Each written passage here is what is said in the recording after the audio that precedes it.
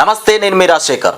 మొత్తానికి అసెంబ్లీలో రాష్ట్ర బడ్జెట్ 3,04,000 కోట్ల రూపాయలను పెట్టడం జరిగింది.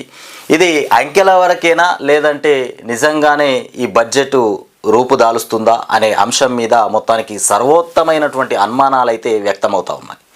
ఇవాళ రాష్ట్ర బడ్జెట్ బట్టి చేతుల మీదుగా మొత్తానికి అసెంబ్లీలో పెట్టినటువంటి అంశం, దానిపైన ప్రతిపక్షంలో ఉన్నటువంటి బీఆర్ఎస్ అటు బీజేపీ కూడా అనుమానాలు వ్యక్తం చేస్తూ ఉన్నాయి. ఎందుకంటే ఈ బడ్జెట్ రూపుదాలుస్తుందా లేదంటే అంకెల వరకు మాత్రమే శాశ్వతంగా ఉండిపోతుందా అనేటువంటి అనుమానాలు అయితే వ్యక్తమవుతూ ఉన్నాయి. ఇక చూద్దాం, మరి రాష్ట్రంలో ఈసారి భారీ బడ్జెట్ పెట్టినామంటున్నారు తెలంగాణ రాష్ట్రానికి. మరి ఆ బడ్జెట్ ఏ రూపకంగా బయటకు వస్తుంది, మరి ప్రజల దగ్గర దాకా పోతుందా బడ్జెట్, లేదంటే అసెంబ్లీలో చర్చించడం, అసెంబ్లీలో పేపర్లు ప్రకటనలు ఇక్కడి వరకే ఆగిపోతుందా, ఇక చూడాలి. మొత్తానికి ఇక వార్తల్లోకి వెళ్తే, ఢిల్లీ హైకోర్టు న్యాయమూర్తి ఇంట్లో మొత్తానికి నోట్ల కట్టలు కలకలం రేపుతా ఉన్నాయట. మరి ఈ నోట్ల కట్టలు న్యాయమూర్తి ఇంట్లోకి ఇన్నిగానం ఎట్లా వచ్చినాయి, ఎక్కడి నుండి వచ్చినాయి? నోట్ల కట్టలు మొత్తం కలకల రేపుతా ఉన్నాయి. న్యాయవర్గాల్లో తీవ్రమైనటువంటి కలకలం. విచారణ ప్రారంభించిన సుప్రీం వదంతులు మొత్తానికి వ్యాప్తి చేస్తున్నారన్న సర్వోన్నత న్యాయస్థానం మొత్తానికి వదంతులు వ్యాప్తి చేస్తూ ఉన్నారట. ఈ నోట్ల కట్టలు మరి ఉన్నాయా లేవా, ఎట్లొచ్చినాయి, ఎక్కడి నుండి వచ్చినాయి? దేశ న్యాయ వ్యవస్థనే కుదిపేసినటువంటి సంఘటన, మొత్తానికి దేశ న్యాయ వ్యవస్థని కుదిపేసినటువంటి సంఘటన ఢిల్లీలో చోటు చేసుకుంది. ఢిల్లీ హైకోర్టు న్యాయమూర్తి జస్టిస్ యశ్వంత్ వర్మ అధికారిక నివాసంలో భారీ ఎత్తున నోట్ల కట్టలు బయటపడినట్లు కూడా వచ్చిన వార్తలు ఇక పెను ప్రకంపనలు సృష్టించుతున్నాయి. మొత్తానికి న్యాయమూర్తి అధికార నివాసంలో అగ్ని ప్రమాదం జరగడంతో ఇక ఆర్పేందుకు వెళ్లిన సిబ్బందికి అనుకోకుండా అక్కడ భారీగా నోట్ల కట్టలు దర్శనమిచ్చినట్లు కూడా వాస్తవాలు రావడంతో ఇక సుప్రీంకోర్టు కొలీజియం ఈ అంశం పైన అత్యవసరంగా విచారణ ప్రారంభించింది. జస్టిస్ పాపం, ఈయనకు దురదృష్టం ఏంటంటే అగ్ని ప్రమాదం జరగడమే అనే దురదృష్టం. అగ్ని ప్రమాదం జరగంగానే ఆర్పుదామని అగ్ని మాపక సిబ్బంది పోయిందట. పోగానే అందులో నోట్ల కట్టలు బయటపడ్డాయట. ఇల్లు కాలిపోయిన విషయం పక్కన పెట్టి ఇప్పుడు నోట్ల కట్టల మీద పడ్డది. ఇక ధర్మాసనం మొత్తానికి విచారణ ప్రారంభించిరట. సుప్రీంకోర్టు కొలీజియం మొత్తానికి ఈ అంశం పైన అత్యవసర విచారణ ప్రారంభించారు. ఇల్లు కాలిపోయిన ముచ్చట పక్క పెట్టిరు. ఇక ఈ డబ్బులు ఎక్కడి నుండి వచ్చినాయి? ఇక జస్టిస్ యశ్వంత్ వర్మను అలహాబాద్ హైకోర్టుకు బదిలీ చేసే ప్రక్రియను కూడా ప్రారంభించినట్లు పేర్కొంది. దీనిపై అంతర్గత విచారణ జరిపి సమగ్ర నివేదిక సమర్పించాలని కూడా ఢిల్లీ హైకోర్టు ప్రధాన న్యాయమూర్తి జస్టిస్ డికే ఉపాధ్యాయను ఆదేశించింది. ప్రాథమిక విచారణ ఇక కేవలం తొలి సమగ్ర నివేదిక సమర్పించాలని కూడా ఢిల్లీ హైకోర్టు ప్రధాన న్యాయమూర్తి జస్టిస్ డికే ఉపాధ్యాయులను కూడా ఆదేశించింది. ప్రాథమిక విచారణ కేవలం తొలి అడుగు మాత్రమేనని కూడా ఈ అంశంపై మరిన్ని చర్యలు ఉంటాయని కూడా తెలిపింది. అయితే జస్టిస్ వర్మను అలహాబాద్ హైకోర్టుకు బదిలీ చేయాలన్న ప్రతిపాదనకు నోట్ల కట్టల వ్యవహారానికి కూడా ఎలాంటి సంబంధం లేదని స్పష్టం చేసినటువంటి అంశం. మొత్తానికి ఢిల్లీ హైకోర్టు న్యాయమూర్తి ఇంట్లో నోట్ల కట్టలు అయితే కలకలం రేపాయి. ఇంకొక వైపు ఇక్కడ చూడురిగో, మొత్తానికి నిన్న అకాలంగా కొన్ని చోట్ల వర్షాలు అయితే పడ్డాయి. మరి చిన్నగా పడలే, భారీగానే పడ్డది వర్షం. కరీంనగర్ జిల్లా చొప్పదండి మార్కెట్లో కొట్టుకుపోతున్నటువంటి మొక్కజొన్నలు, ఇది కరీంనగర్ జిల్లాలో పడినటువంటి వర్షానికి కొట్టుకుపోతూ ఉన్నటువంటి మొక్కజొన్న మొత్తం నీళ్ళలో కొట్టుకుపోతూ ఉన్నది. పెద్దపల్లి జిల్లా కోనరావుపేటలో కూడా మొక్కజొన్న పంటలను చూస్తున్నటువంటి రైతు, ఇక్కడ ఇది కోనరావుపేటలో పడిపోయిన మొక్కజొన్నను చూపిస్తున్నటువంటి రైతు. అకాల వర్షం వచ్చేసి ఈ రకంగా దెబ్బతీసింది రైతులకు. ఇక కాంగ్రెస్ పార్టీ అధికారంలో, కాంగ్రెసే కరువుతో కూడుకున్నటువంటి పార్టీ, కాంగ్రెసే రాష్ట్రాన్ని కరువులో కుంపిందంటే, ముంచేసిందంటే, ఇటు అకాల వర్షాలు కూడా వచ్చి ప్రజల్ని మొత్తం నాశనం పట్టిస్తున్నాయి. ఇక వడగళ్ళు తెచ్చిన నష్టం, రాష్ట్రంలో పలు చోట్ల హఠాత్తుగా వర్షాలు కురిశాయి. నిర్మల్ జిల్లా మొత్తానికి ముథోల్లో 2 సెంటీమీటర్లు వరి, మొక్కజొన్న, మామిడి రైతులకు నష్టం కలిగింది. ఇక కొమరంభీం జిల్లాలో గోడ కూలి ఒకరు మృతి చెందారు. మరో 3 రోజులు ఓ మోస్తారు నుండి వర్షాలు పడేటువంటి అవకాశం ఉందట. ఈ వర్షాలకి గోడ కూలి ఒక నల్గొండ జిల్లాలో, కొమరంభీం జిల్లాలో గోడ కూలి ఒకరు మృతి చెందిరట. అకాల వర్షాలతోని పంట నష్టం, మొక్కజొన్నలు, కొన్ని చోట్ల వరి ధాన్యాలు తీసుకొచ్చి మార్కెట్లో పోస్తే అక్కడ కూడా వర్షం పడి వరి ధాన్యాలు కూడా నీళ్ళల్లో కొట్టుకుపోయినటువంటి ఘటన. ఇకపోతే మొత్తానికి ఆర్థిక వ్యవస్థను గాడిన పెడుతున్నామని చెప్తుండు ఎవరు బట్టి విక్రమార్క. ఉప ముఖ్యమంత్రి ఆర్థిక శాఖ మంత్రి అయినటువంటి బట్టి విక్రమార్క మొత్తానికి 3,04,000 కోట్లతోని బడ్జెట్ పెట్టాం 2025-26కు సంబంధించినటువంటి బడ్జెట్ అని చెప్తా ఉన్నారు. మరి ఈ బడ్జెట్ ఇప్పుడు అసెంబ్లీలో జస్ట్ పేపర్ పట్టుకొని ఇగో ఇదానికి ఇంత ఇస్తున్నాం, వ్యవసాయానికి ఇంత, సంక్షేమానికి ఇంత, విద్యకి ఇంత అని ఇట్లా చెప్పుకుంటూ పోవడమేనా? అవి ప్రజల దగ్గర దాకా పాలన వస్తుందా, మరి అక్కడికే అంకితమైపోతుందా తెలియనటువంటి పరిస్థితి. మొత్తానికైతే భారీ బడ్జెట్ పెట్టామని చెప్తా ఉన్నారు. హామీలను పక్కగా అమలు, ఈ 6 గ్యారెంటీలకు సంబంధించిన విషయం అయితే మాట్లాడలేదంట అసెంబ్లీలో 6 గ్యారెంటీలకు సంబంధించిన విషయం మాట్లాడలే. ఎస్సీ వర్గీకరణ బిల్లు, బీసీ రిజర్వేషన్ల బిల్లు, వీటిపైన మాట్లాడిండ్రు. అవి మొత్తానికి ఇరు వర్గాలు కూడా వాటికి మద్దతు ఇచ్చినటువంటి అంశం. అటు ప్రతిపక్షంలో ఉన్నటువంటి పార్టీలు, అధికార పార్టీలు మొత్తం మద్దతు ఇచ్చినారు. మరి 6 గ్యారెంటీలకు 420 హామీలకు మాత్రం ఎలాంటి ప్రస్తావన జరగలే. ప్రసంగంలో అసలు వాటి గురించి చర్చన జరగలే. హామీలను పక్కాగా అమలు చేస్తున్నాం, 10 ఏళ్లలో భారత ప్రభుత్వం ఖర్చు వచ్చేసి 16.70 లక్షల కోట్ల రూపాయలు అయిందంట. అంత సొమ్ము వెచ్చించి నాగార్జున సాగర్, ఓఆర్ఆర్ విమానాశ్రయం వంటివి నిర్మించారా? ఇక దొడ్డిదారిన భూములను విక్రయించారు. ఇక బడ్జెట్పై చర్చలో మొత్తానికి విపక్షాల ఆరోపణకు బట్టి సమాధానం చెప్తున్నటువంటి అంశాలట. దొడ్డిదారిన భూములను విక్రయించిందంట. దొడ్డిదారిన ఓఆర్ఆర్ విమానాశ్రయం వంటివి నిర్మించారా? ఇప్పుడు వీళ్ళేం నిర్మిస్తారు? వీళ్ళేం తీసుకొచ్చారు? ఏం తేలే. ఇంకా మూసీ సుందరీకరణ పేరుతోని పేదోళ్ళ ఇండ్లు కూలగొట్టడం,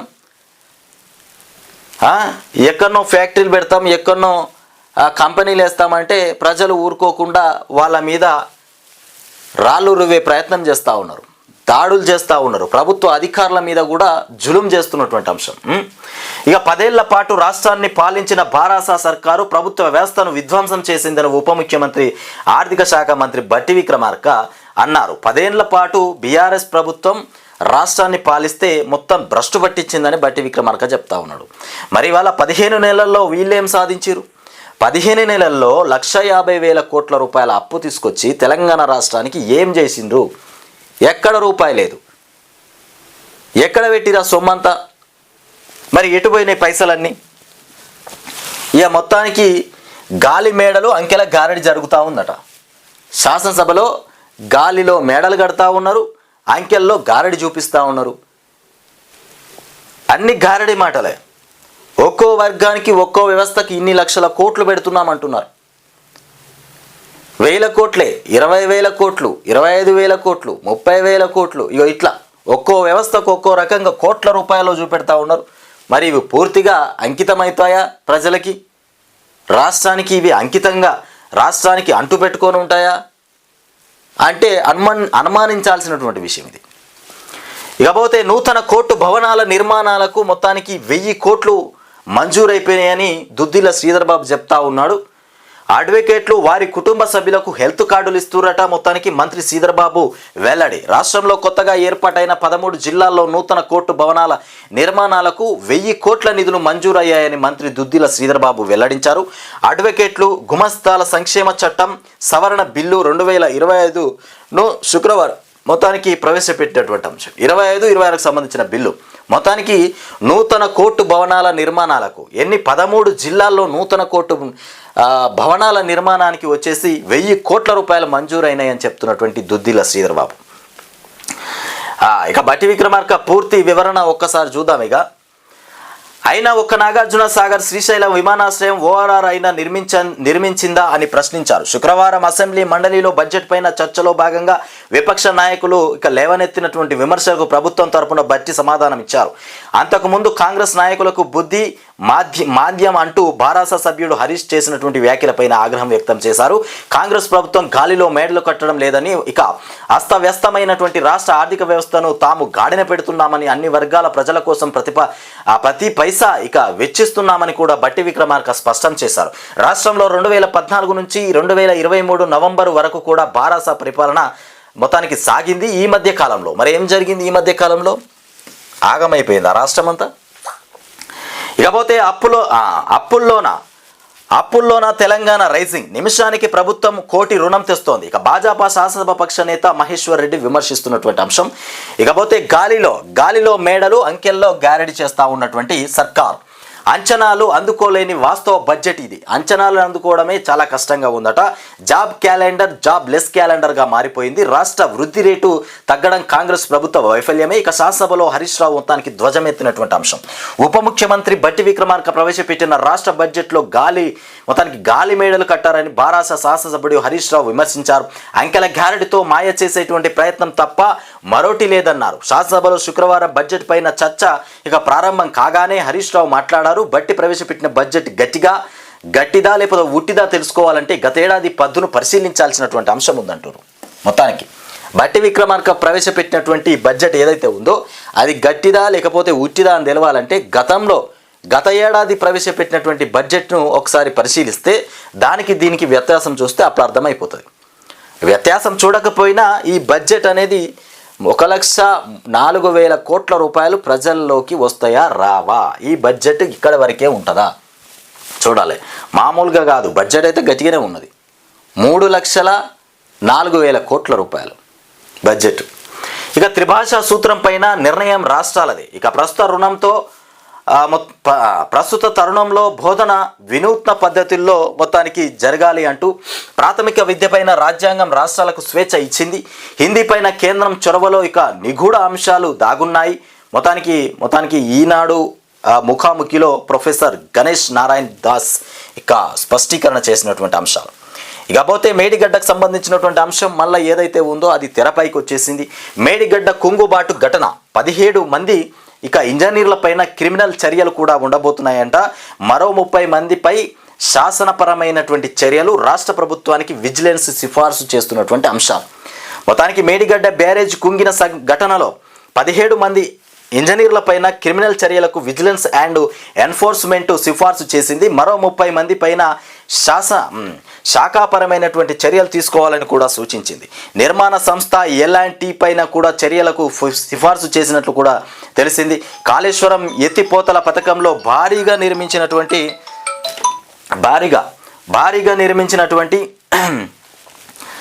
కాళేశ్వరం ఎత్తిపోతల పథకంలో భాగంగా నిర్మించిన మేడిగడ్డ బ్యారేజీ కుంగి పియర్లు మొత్తానికి దెబ్బతిన్నటువంటి నేపథ్యంలో విజిలెన్స్ అండ్ ఎన్ఫోర్స్మెంట్ విచారణ చేపట్టింది.